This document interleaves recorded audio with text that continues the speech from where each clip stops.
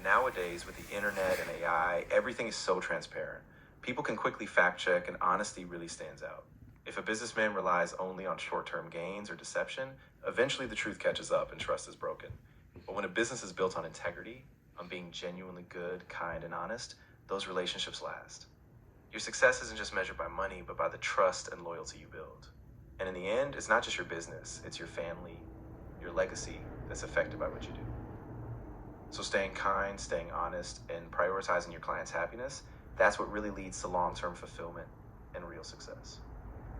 Sa panahon ngayon, napaka-importante na maging tapat sa negosyo. Dahil sa internet, nakikita agad ng lahat ang katotohanan. Kapag puro pera at kasinungalingan ang iniisip, hindi tatagal ang tiwala.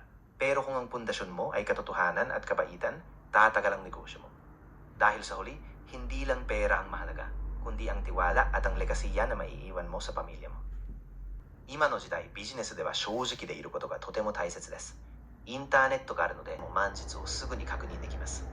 お金だけ、嘘だけを考えていると、信頼は長続きしません。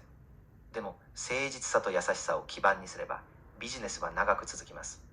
結局のところ、お金だけが全てではなく、信頼と家族に残せる遺産が重要です。Sa panahon na yon, napakahalaga na maging tapat sa negosyo. Dahil sa internet, nakikita agad ng lahat ang katotohanan. Kapag puro pera at kasinungalingan ang iniisip, hindi tatagal ang tiwala. Pero kung ang pundasyon mo ay katotohanan at kabaitan, tatagal ang negosyo mo.